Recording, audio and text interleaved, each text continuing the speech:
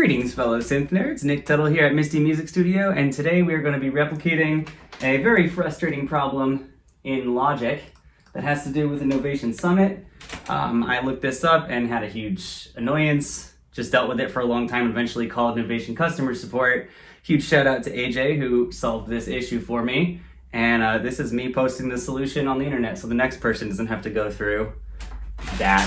Anyway, here we go. We're going to replicate the problem real quick. I'm going to record some MIDI.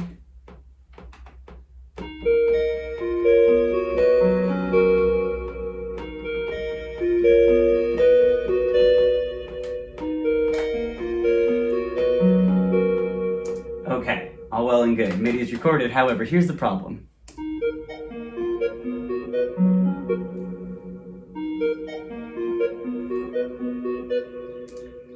So I'm going to upload a little screen capture of this, but if you go into your channel strip, there's an easy solution for this. The problem is that Logic is sending stop messages to the Summit on a channel that makes the release zero out on our amp envelope, which we do not want.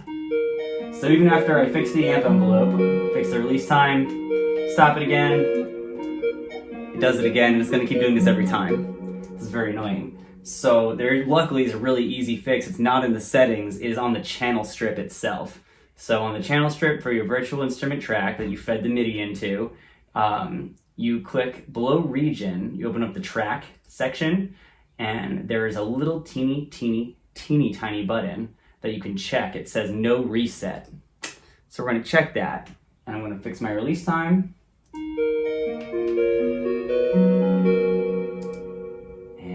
We're gonna try this again. Hey.